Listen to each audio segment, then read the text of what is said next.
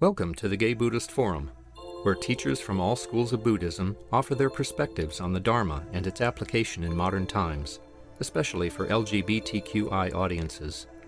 These talks are offered freely to the world and made possible by appreciative listeners.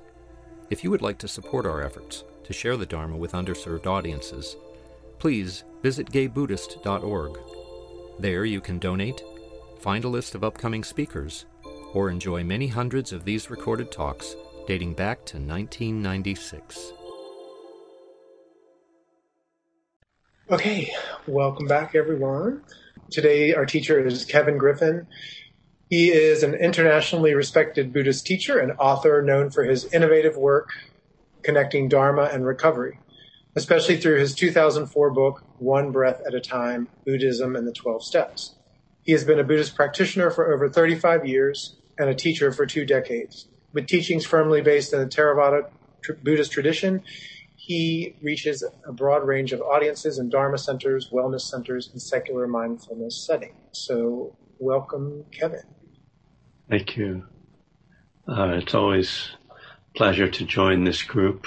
As I mentioned before, I live over in Berkeley, and once or twice a year I come across the bridge and visit.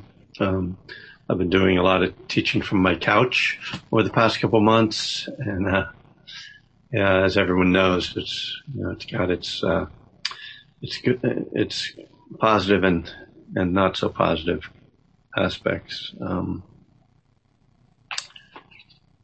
So just to let you know other things I'm doing just before I get started, that I have 2 regular classes that I'm doing Tuesday mornings at 10 a.m. and Friday evenings 7. The information's on my website, which is kevingriffin.net. They're just hour-long drop-in, and we sit for 20 minutes, and then I've been actually going through my book, One Breath at a Time, my first book, and reading little portions of it and then talking about it. So it's really just a way to kind of keep the community together and check in with people. I hope you are all safe and healthy. It's definitely one of the stranger times in our lifetimes. I wanted to talk this morning. I decided to talk about a traditional teaching, and I'm working with my text here. This is the Majjhima Nikaya, the middle-length discourses of the Buddha. And I know some of you are familiar with this and some of you probably not. So I just want to give a little background, and then I'm going to kind of go through a text, a very kind of traditional way of doing spiritual teachings. These discourses come out of the larger body of literature called the Pali Canon, and Pali is the language of early Buddhism. I'll just actually put some of the words in the chat, just so if there's something it's Pali. And so we call this the Pali Canon, and these are called suttas, which is Pali for what is more familiar term sutra, which is Sanskrit. So this is a little, there's like a little academic stuff around this topic, but I think you'll find that the material itself is very relevant, very real for us. But I find it interesting, though, because like I've been actually, my bio is a little outdated. I've been practicing now for 40 years. And, when I first got introduced to Buddhism, it was all through the lens of Western teachers who were kind of translating everything for us and making it, Westernizing it, basically, right? And over time you start to get curious, well, what did the Buddha really say? Like, here's what Jack Kornfield or someone is saying that he said, but let me, where can I see the actual texts? So this particular text, the middle-length discourses, was translated by an American Buddhist monk named Bhikkhu Bodhi, and was published in 1995. And I've been studying it for 25 years. And if I live another 25, I'll continue to study it. So it's interesting then to like get at these things, and you get to see kind of, where did these different Western teachers get these ideas that they're kind of portraying? And so these texts these suttas were originally an oral transmission. They were chanted for hundreds of years before they were written down.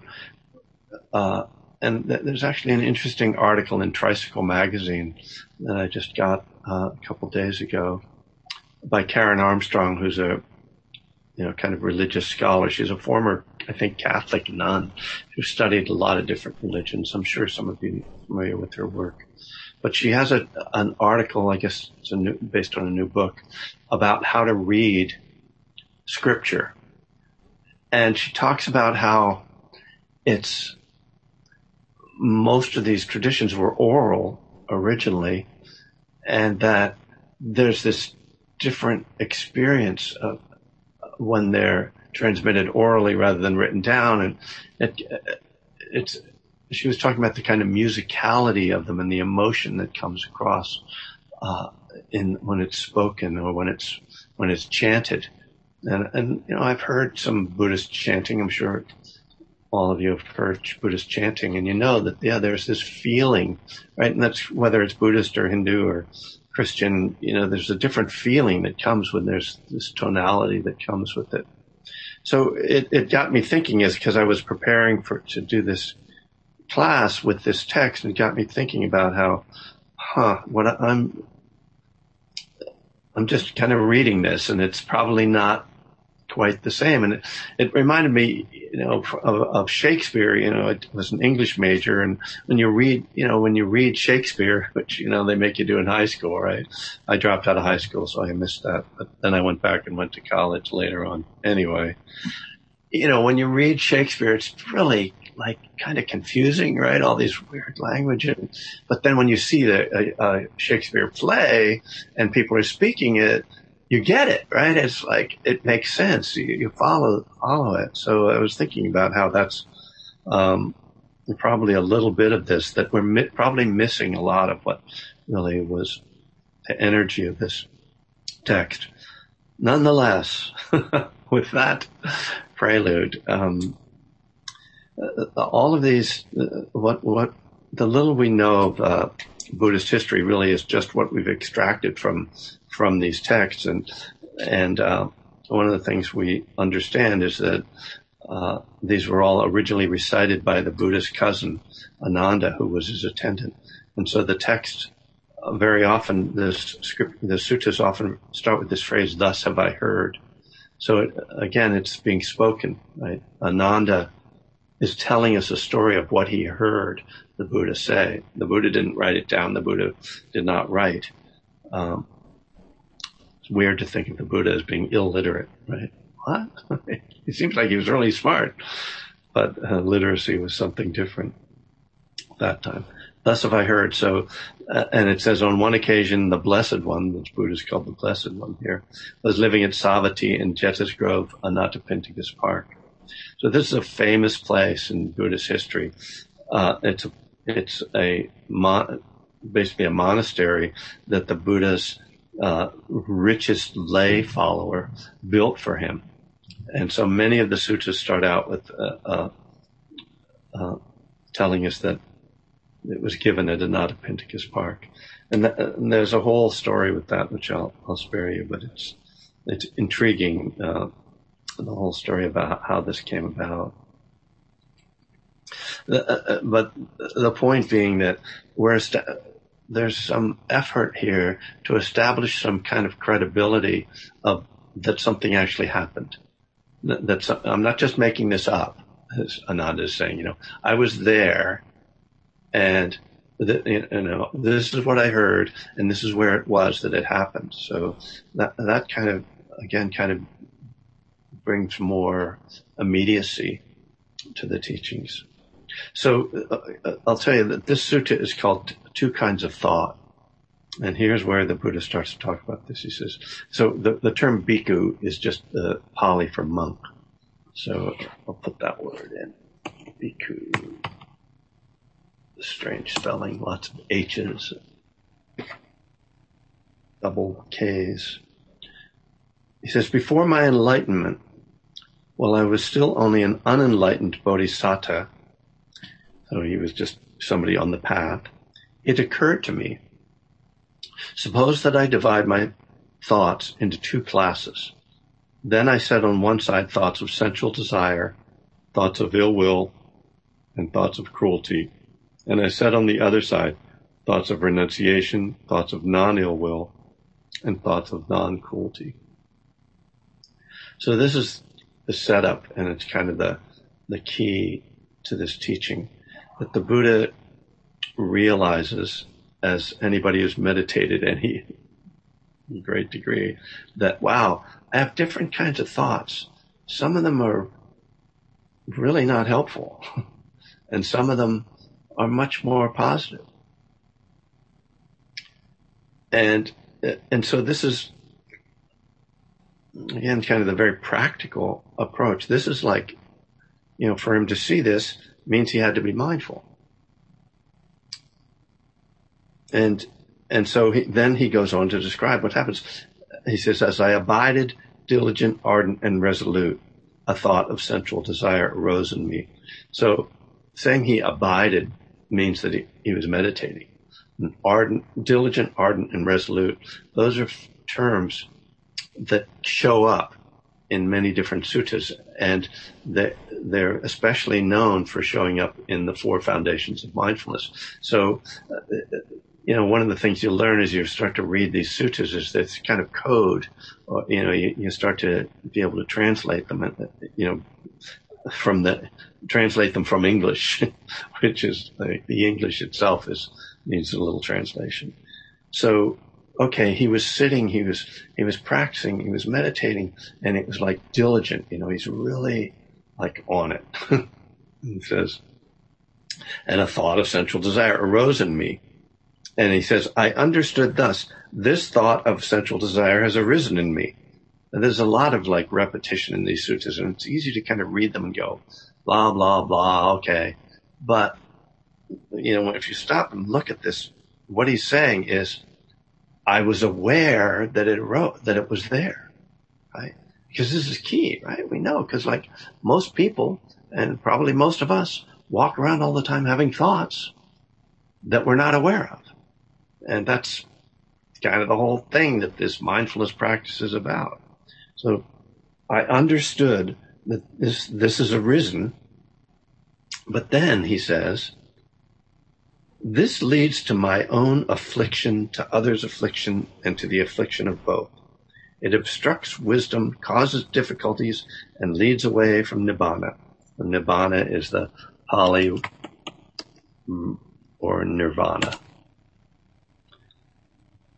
So essentially, he's just like sitting there meditating, like this craving shows up in his mind, like, and Bhikkhu Bodhi, who's done a lot of commentary on this that I've listened to and read, is basically saying, when they're talking about sensual desire, they're basically talking about sexual craving. So, but he goes through this, he does this same list with desire, with ill will, with cruelty, and we have to kind of talk about what all those words mean as well. But the point is that he's sitting there and he realizes, like, oh, like my mind is like really wrapped up in this, and it's just taking me away from this present moment. I'm agitated, and my mind is disturbed. And if I get into this and start pursuing, acting out these feelings, it just doesn't lead anywhere good. It leads to more pain, to affliction.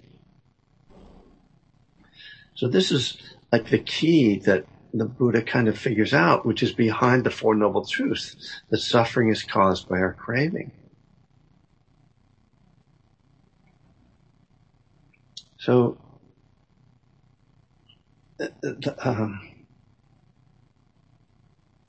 he then says, and I hope you can relate to this experience of meditating and seeing, oh, there I go, I'm off in my trip. Like you realize you're there, and like, oh. And he says, when I considered that this leads to my own affliction, that thought subsided.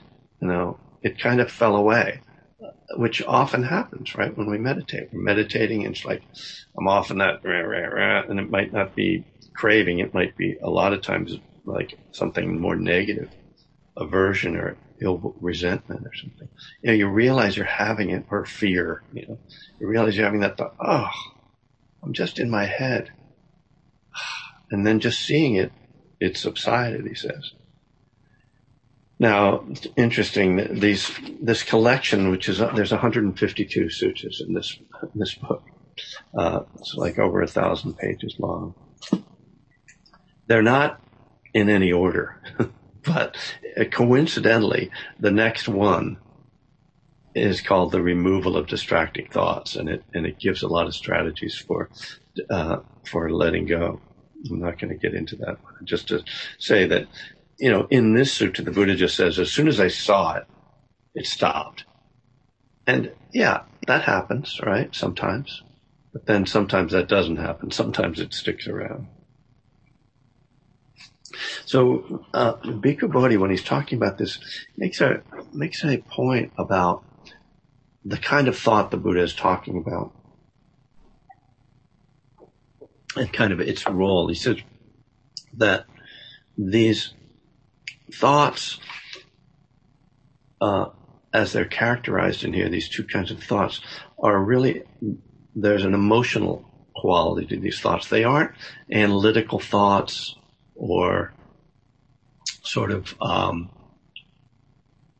it's not like calculations or analysis. It's thoughts that are kind of driven by something more visceral in us. And he says that, in fact, the term, and of course this language, Pali, is a dead language, so the translations are, take a lot of work and there's a lot of discussion about them, but the term that's even used for thought in this sutta is actually connected to the word for intention. So what I get out of that, this is where I found myself kind of feeling like I was going deeper into this sutta, is that these thoughts are, it's not just that we're having thoughts, but that we believe our thoughts, and we believe that for instance, if I could just get out of my apartment, if I could just go, out to the bay, or, if I could just go shopping, whatever, right? These are like thoughts right now, right? If I could just do that, then I'd be okay. That would solve my problems. But in a bigger way, what this points to is what our beliefs are about life, about happiness, about what we need to do in our lives to be happy. So so we follow patterns of thought because of they're intertwined with our belief system. So this might seem like, I don't know if this will make sense to you, but my wife and daughter and I have been watching The Sopranos during this time. My daughter is 22. She's about to graduate from Cal. It's kind of rough because she's home with her parents instead of living with their friends by campus. But she never watched The Sopranos, and my wife and I did, when it first came out. So we're watching The Sopranos, and I was thinking about Tony Soprano and how, he's driven by these things that the Buddha is talking about as being so destructive. He's driven by sensual desire, by ill will, and by cruelty. And it's not just that he's driven by them, but that's his code. That's his belief system. He believes that he has to harm these people, that he has to be violent. He believes that's the proper thing to do. He believes that he needs to screw all these women, that inevitably every relationship, with his gumas goes bad, right? But he's got this misapprehension about cause and effect, because fundamentally, I think that people act, if we act if we think we're acting out of our self-interest, then we think that what we're doing is going to bring us happiness or something, right? Some kind of satisfaction. And if you have a belief system that says, I have to kill this guy in order to be okay, or I've got to screw all these people that I don't really care about, because that's where happiness comes, then, you're just, it's what we call wrong intention in Buddhism, right? That's just driven by the wrong impulses. So it's not just that the Buddha is seeing these thoughts as, these thoughts in this moment are causing some agitation, but that the whole belief system behind these, letting myself be guided by these ideas, is not the way to happiness. So after he goes through, and as I said, there's a lot of repetition, and again, if this were chanted, it would be like a song where you repeat the chorus, right? Or there's certain sections of the song that are repeated, and it would make perfect sense. And if you hear Buddhist monks chanting this, you hear that musicality, and you just kind of cruise along and float along on that rhythm. When you read it in a text, it's really boring, And in fact, Bhikkhu Bodhi, who translated this, just puts ellipses in here when he's going to repeat the same thing. But so he says, this sensual thought of sensual desire arose in me, it leads to my affliction. And then he says, as I abided, diligent, ardent, and resolute, a thought of ill will arose in me, and then ellipses. A thought of cruelty arose in me, and I understood thus, this thought of cruelty has arisen, leads to my affliction. So it says, it takes you through this process with these three different types of thought. I'm going to try to talk about these types of thought, but I want to get on to the next line in the sutta, which is actually a really famous, if there's such a thing as famous lines from the Buddha. And this is, he's speaking to monks, and they're all men. So I'll just read it in the language that it uses. Whatever a bhikkhu, whatever a monk frequently thinks and ponders upon, that will become the inclination of his mind. Whatever someone frequently thinks and ponders upon, that will become the inclination of their mind. So Bhikkhu Bodhi talks about this as like grooves. And nowadays, the neuroscientists who are interested in Buddhist meditation are talking about the connections, how the phrase that Rick Hansen uses, the neurons that fire together wire together. So when we think certain types of thoughts, when we're locked into a certain patterns of thoughts over and over, that just becomes the habit of the mind. That's, again, like my idea of Tony Soprano, it just becomes your belief system. You don't really see any other way of thinking. It really takes a lot to break out of that. When I think about my own experience as an addict, like I just had a belief system around that. It didn't occur to me that there was another way to live. I thought, like, not drinking and using, like, how boring is that? I just had this view of what that meant. And so I couldn't, get out of that. And so then all my thoughts had to be about drinking and using. Where am I going to get high? How am I going to, I have to not drink too much because I have to drive home, but I need to drink enough to, be okay. Rather than any kind of other view. So this idea, whatever we think and ponder upon, that becomes the inclination of the mind.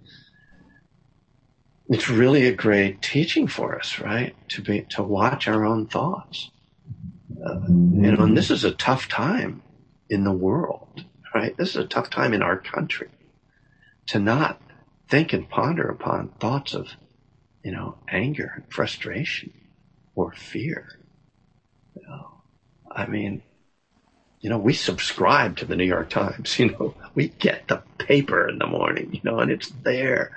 And, I'm interested in politics. I'm interested in the world. I like to know what's going on, but it's so painful right now that I'm like, I'm looking, and then I'm like, where's the crossword puzzle? There isn't even any sports section. You know what I'm saying? It's like the arts section is like about who died. It's painful. So, intentionally, limiting even, exposure to that, or to thinking about that. So, I'm going to go on and if you guys, at some point, if somebody has a question, you could even type it into the chat and stop me. Stop me before I do anything crazy. But I'm going to keep going through, because the sutta it's rich. It has a lot in it. Because then he starts to use these similes, and the Buddha, again, this is something he did a lot in his teaching, and we see this as a classic kind of spiritual text. He says, just as in the last month of the rainy season, when the crops thicken, a cowherd would guard his cows by constantly tapping and poking them. Why is that? Because he sees he could be flogged, imprisoned, or fired if he let them stray into the crops. So too, I saw in unwholesome states danger, degradation, and defilement, and in wholesome states the blessing of renunciation, the aspect of cleansing. Well, a lot of this language, is not that easy to take in a way. But again, to try to get to the point here, he's using this image so that you have a cowherd out there, and he has to keep the cows away from the crops. If the cows eat the crops, the cowherd gets in trouble. And it's the time of the season when everything is, ready to be harvested. And so he's saying, like, at that time, the cowherd's like really close, right on the cows. Stay away. And he's got a stick, constantly tapping and poking them, so that they won't get into the crops. And so this is an image. He says, like, if you're in a state where, your mind is tending to go into these places, you need to really stay on top of it to let go. And then later he says just the opposite. He says, and he uses the image of when after the crops have been taken in, the cowherd can just sit back under a tree, and he can just, as long as he can see all the cows are there, he doesn't have to worry. And so that if your mind is kind of cleared out, or like, you're not really caught in these grasping or anger or fears, you can just kind of sit and be more of a kind of spacious meditation. So it's really a guidance about how to meditate, about how to and I think it's an important point to get, that we don't just meditate the same way all the time. We really respond to the mental states and emotional states that we're in by either being more careful and sort of trying to be more focused, or by sort of relaxing and being more spacious. So one of the points that Bhikkhu Bodhi makes about this sutta is, that in the mythology about the Buddha's enlightenment, we have this idea that, he was doing these ascetic practices, and then he realized, well, that doesn't work. He took a meal, he sat under the Bodhi tree, tree for a night, and boom, he's enlightened, right? And what Bhikkhu Bodhi points out is that what he's describing in this sutta, when he's saying, this was before I was enlightened, I was an unenlightened bodhisattva. What he's describing is this process, this lengthy process of change, of, we keep watching our mind, we keep bringing it back. We watch it, we bring it back. And again, founded in our right view, that this causes affliction, this causes suffering. So I want to let it go. But I have to keep doing it because, the fact is, we've all frequently thought and pondered in these ways, and we have to undo that. It takes a lot of work. And Bhikkhu Bodhi compares it to, a stream of water running over a block of stone, and how gradually that water will dig a groove in the stone. But that takes, ages for that to happen, right? The water's just running over and over and over, and that's the kind of process we have to go through.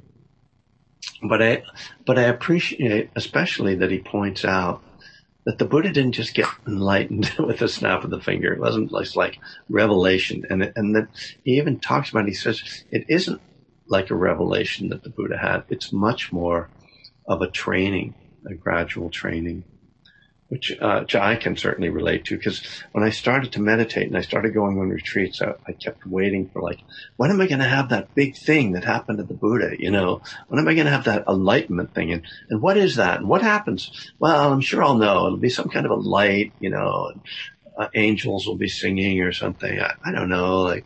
You just have these delusions or illusions about what spiritual transformation is. So now there's another interesting piece here, which it was only when I heard Bhikkhu Bodhi explain this that I totally understood what he was talking about. He says, I'll read this little section because it's an odd little section. He says, so he's describing then the opposite, the positive thinking. He says, as I abided diligent, ardent, and resolute, a thought of renunciation arose in me. I understood that this thought has arisen, and it does not lead to my own affliction or to others' affliction. It aids wisdom, does not cause difficulties, and leads to nibbana. So, he's seeing that the positive side of this, what he calls renunciation, which in our terms we just call letting go or not clinging. So he goes through renunciation, non-ill will, which means loving kindness, and non-cruelty, which means compassion, essentially. So he starts to see that when he has these positive thoughts of love and of letting go and from caring, that really leads to something, beneficial, a wisdom, to nirvana. But so then he has this is where he gets curious. He says, if I think and ponder upon this thought, even for a night, even for a day, even for a night and a day, I see nothing to fear from it. About thinking these positive thoughts. He says, there's no problem in just thinking them over, a day and a half or a night and a day. But with excessive thinking and pondering, I might tire my body, and when the body is tired, the mind becomes disturbed. And when the mind is disturbed, it is far from concentration. So I steadied my mind internally, quieted it, brought it to singleness, and concentrated it. Why is that?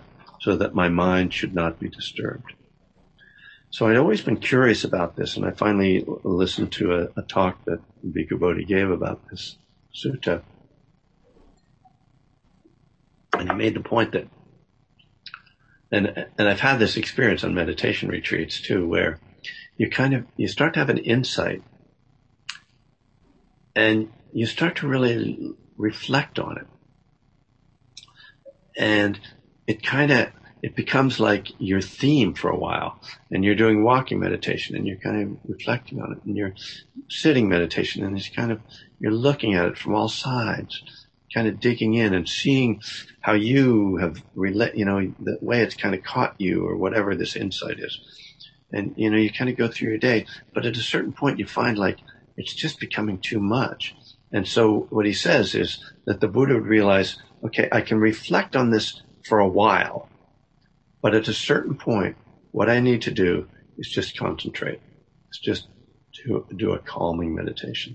And so as the sutta progresses, at a certain point, he says that that the Buddha starts doing this concentration practice, what's called jhana. He says, tireless energy was aroused in me. Unremitting mindfulness was established. My body was tranquil and untroubled. My mind concentrated and unified. So this points to another aspect of meditation, which I think is we don't talk about enough. But I think that anybody who meditates regularly and in a serious way begins to recognize this, that part of our meditation practice is a reflective attitude or a contemplative attitude. Certain insights or ideas arise and the mind starts to work through them. And this is different from thoughts of, sensual desire, ill will, cruelty, those things the Buddha is characterizing as causing affliction. There's no distress or agitation that comes with these. It's really like opening in wisdom, and you're kind of getting clarity and like, whoa, this is sweet. I feel like I'm coming to understand something. And that's helpful. And we also discover if we do that at a certain point, the mind just gets run down. And as he says, if the body and mind get tired, then we get disturbed, and then we're going to fall back into those negative mind states. So just we have to be careful with that. I think that that a lot of the way meditation is taught is aimed at sort of beginning meditators. And teachers are probably afraid that if I say, it's okay to think, that people are going to be like, oh, okay, great, then I'll just keep thinking, and they won't train, because you have to train yourself at first, right? The basic training, which is to come back to the object, to settle the mind. And so it's hard, to have oh yeah, but by the way, if you're experienced, don't tell anybody, but you can do some thinking, but, be careful about it. You have to do it with a lot of awareness and intentionality.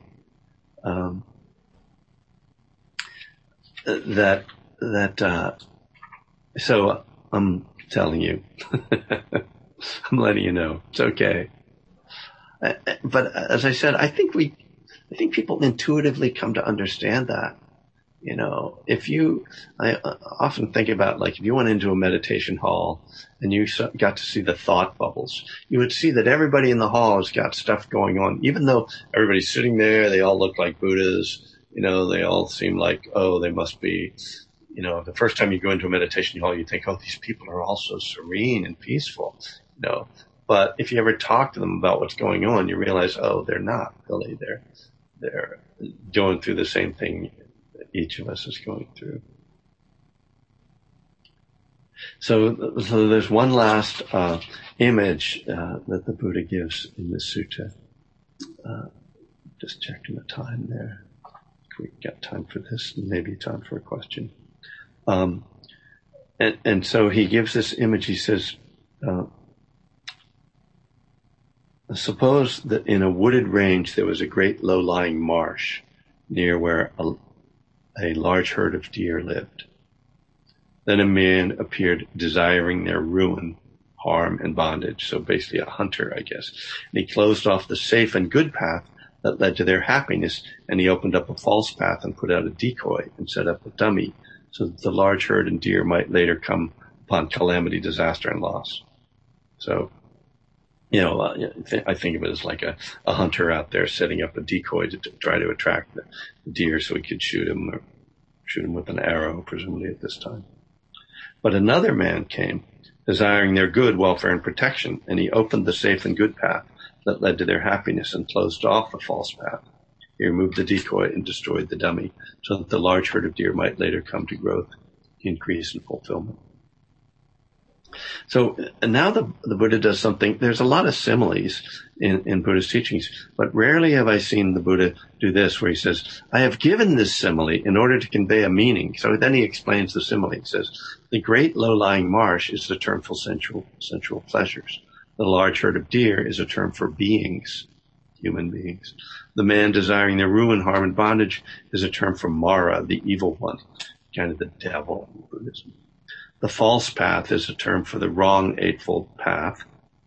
The decoy is a term for delight and lust. The dummy is a term for ignorance. The man desiring their good is a term for the Tathagata, which is what the Buddha calls himself. It's a great word. Type it in there.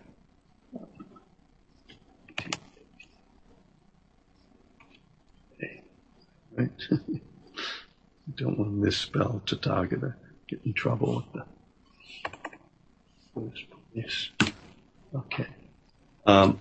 So the man desiring their good is a term for the Tathagata. The safe and good path that led to their happiness is a term for the Noble Eightfold Path. So, he's kind of portraying himself as this savior, really, of mankind. He says, the safe and good path that leads to happiness has been reopened by me. Now, this is something the Buddha often refers to. He says, all of his teachings existed at one time, but they were lost and forgotten. And his job is to come back and kind of reawaken those teachings, which again has this sort of flavor of salvation, right? We have to look on these, realize these teachings come out of a different time, a different way of thinking and viewing reality, of consciousness itself. That these come out of more of a mythic tradition or mythopoetic tradition. So he says, the closing, he says that, so the closing, and this is Ananda again, he says, that is what the Blessed One said. The bhikkhus were satisfied and delighted in the Blessed One's words. So I hope that was interesting for you guys, and I'm checking the time. So, it says announcements are at 11:50, and my computer says it's 11:52. So I guess that's okay. We started a little bit late. You're welcome to ask for some questions if anybody has to. I think you're still muted there, Risha. Or maybe I'm muted. I think you're muted. Sorry. If someone has questions, we have a few minutes. We usually end at 12. So. Great. Thank you for some of the actual sutta material. And I appreciated also your pointing out that, after we've done enough training, our mind can actually be our friend. And it sort of becomes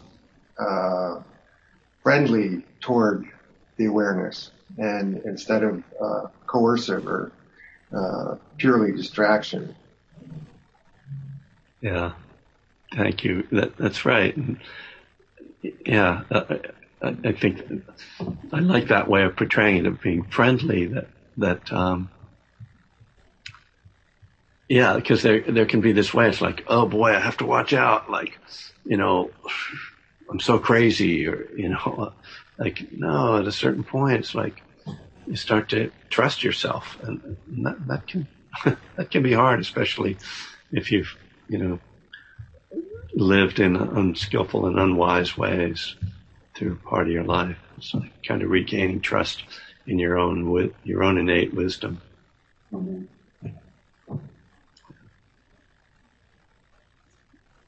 else? All right. Well, thank you, Kevin, very much. Now it's time for announcements. Any announcements? Does someone want to speak about this Wednesday's session? Wednesday nights we have from 7:30 to 9 o'clock a meditation for the first half an hour. If you just want to come for that, you can do that.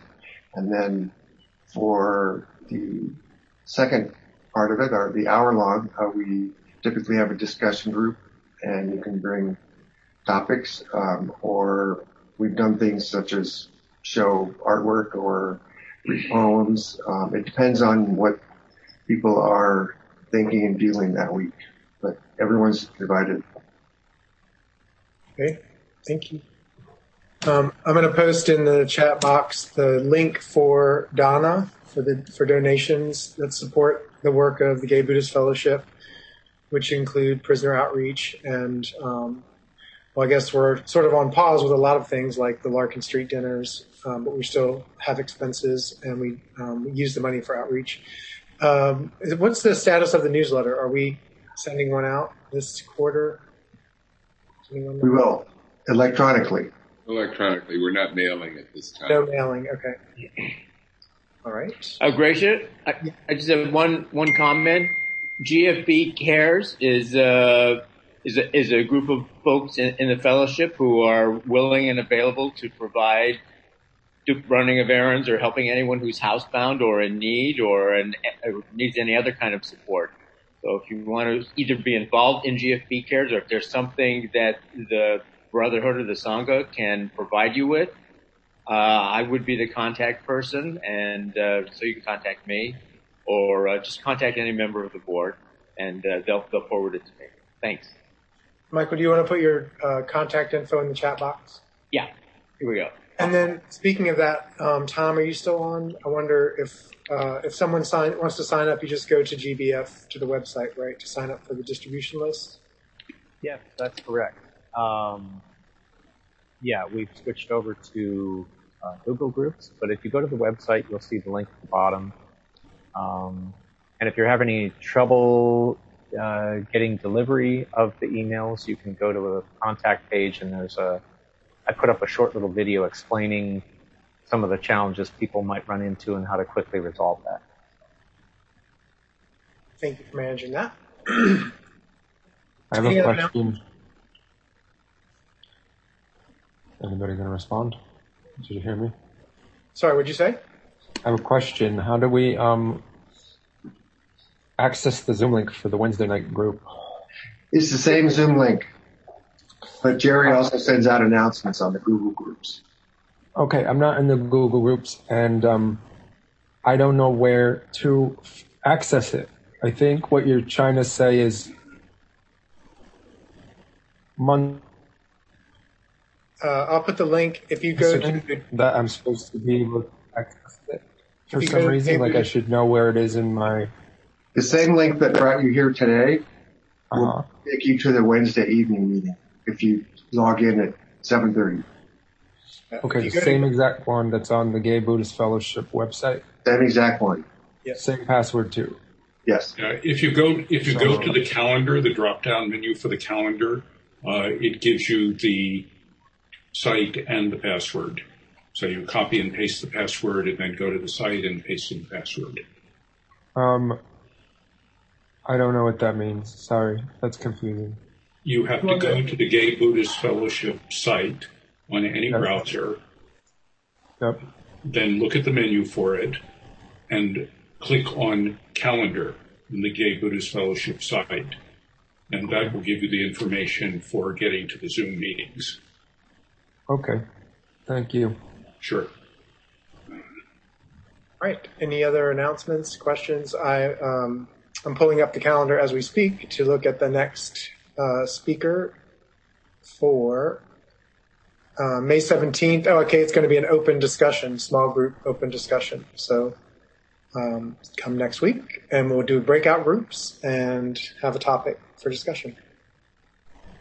Anything else? All right, so let's close with our dedication merit. By the power and truth of this practice, may all beings have happiness and the causes of happiness. May all be free from the sorrow and the causes of sorrow. May all never be separated from the sacred happiness which is without sorrow. And may all live in equanimity, without too much attachment or too much aversion, believing in the equality of all that lives. Thank you.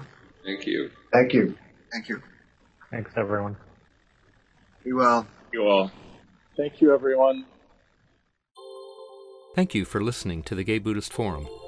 If you would like to hear several new talks per month and be notified of upcoming speakers so you can participate live, please subscribe to this podcast, like us on Facebook, and join our mailing list by visiting gaybuddhist.org.